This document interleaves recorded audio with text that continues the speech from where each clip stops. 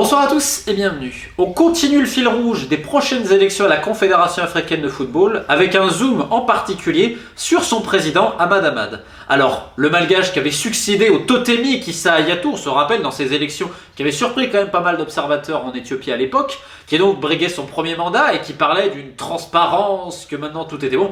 D'ailleurs, tellement de transparence qu'aujourd'hui les comptes qui avant étaient disponibles de la CAF ne le sont même plus. A été suspendu 5 ans de toute activité footballistique par la FIFA il y a peu, mais vient d'être réintégré provisoirement par le tribunal arbitral du sport.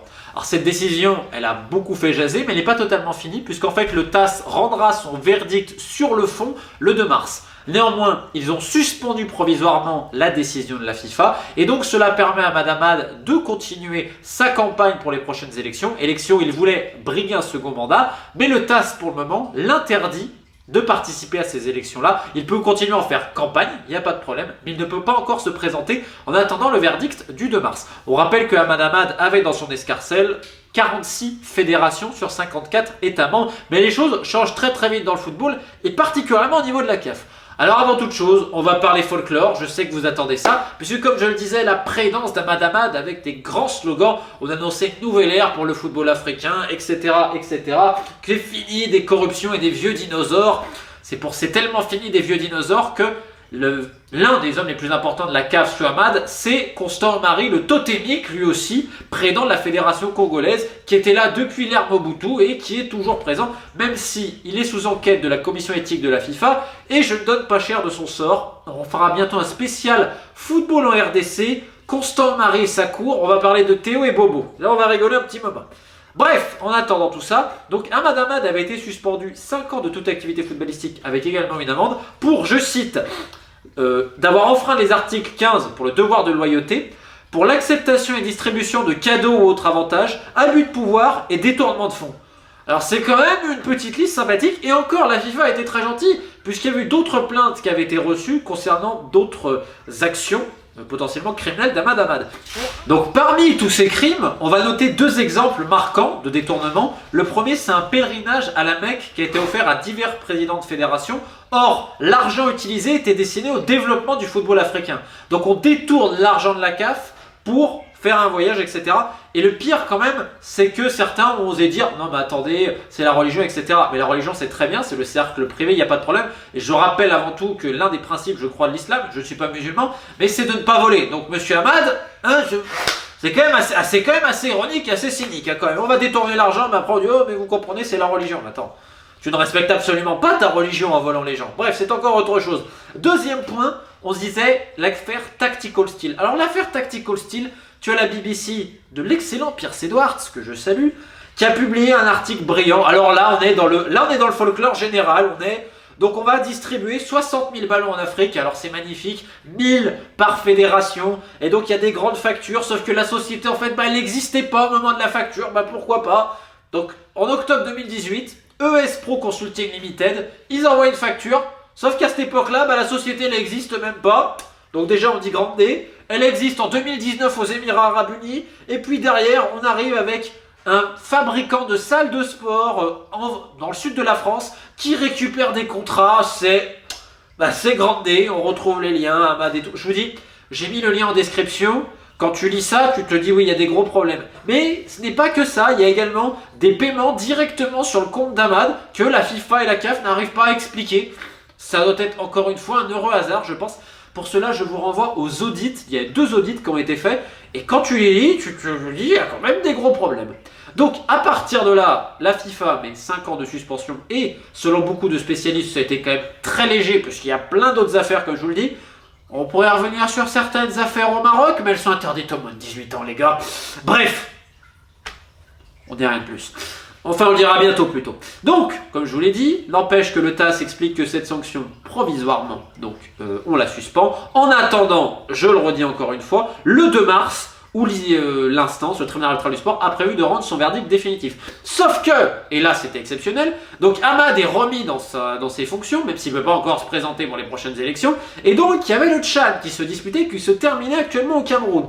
Donc il arrive, et là, branlement de combat, et donc il y a une espèce de bataille maintenant d'ego à la CAF, parce que tu avais certains, je rappelle, 46 fédérations voulaient voter pour lui. Mais maintenant, on veut tous être calife à la place du calife, alors qu'on savait que le calife, il y avait quand même pas mal de problèmes. Et donc le comité exécutif de la CAF, notamment, finalement dit ce sera à la FIFA de décider si Hamad peut se présenter ou pas. Bref, il y a une espèce de petite bataille rangée ce samedi à Yaoundé. Je crois que c'est à Yaoundé ou à Douala, j'ai un petit doute. En tout cas, c'était au Cameroun.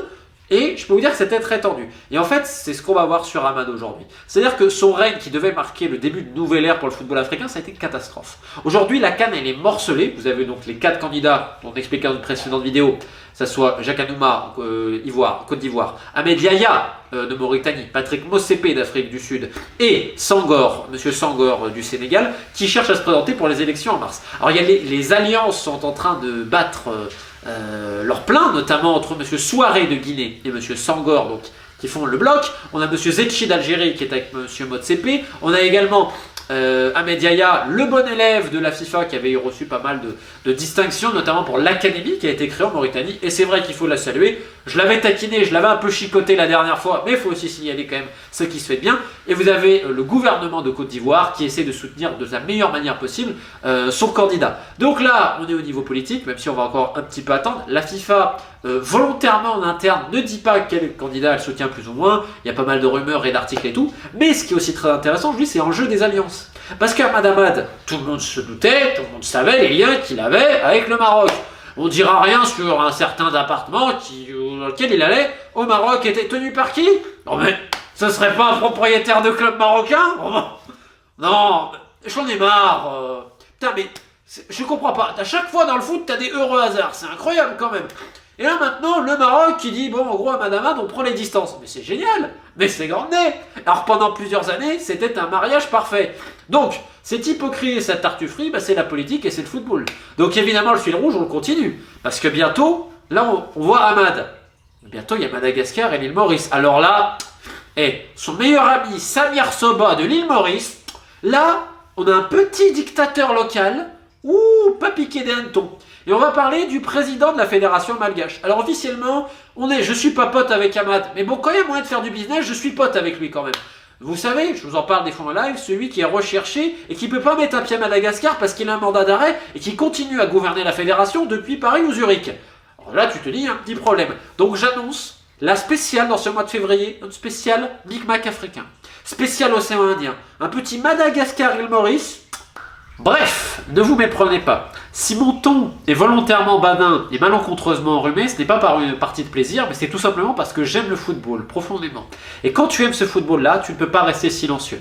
Alors j'ai deux manières, je préfère parfois ironiser et mettre un petit peu d'humour, parce que sinon je me tire une balle. C'est tellement gangréné et vérolé que des fois tu te dis où est la solution. Donc pour pas devenir complètement zinzin, je préfère en rire. Et quand on parle un peu d'ironie et tout ça, quoi de mieux que Fatma Samoura pour terminer cette vidéo? Parce que si aujourd'hui à la FIFA, Ahmad Hamad, c'est en effet plus le cheval sur lequel on a misé, et bah il a quand même des alliés, dont Fatma Samoura et ses liens qui sont quand même assez troubles. Je rappelle que Fatma Samoura aussi, dont on a vanté l'arrivée pour plein de choses, parce que c'est une femme, parce qu'elle est noire, parce qu'elle est musulmane, etc. Je rappelle que ça c'était répété en interne et tout, et puis en plus elle vient, je crois, de l'ONU ou que sais-je encore, qu'elle devait aussi donner une nouvelle ère et tout.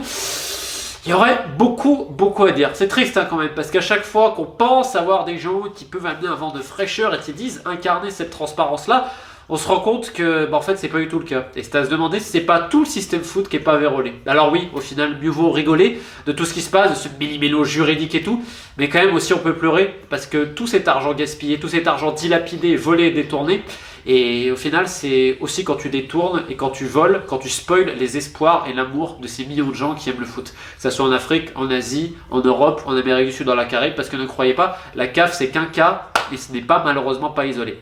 Bref, vive le foot, le vrai, pas celui d'Ahmad Hamad.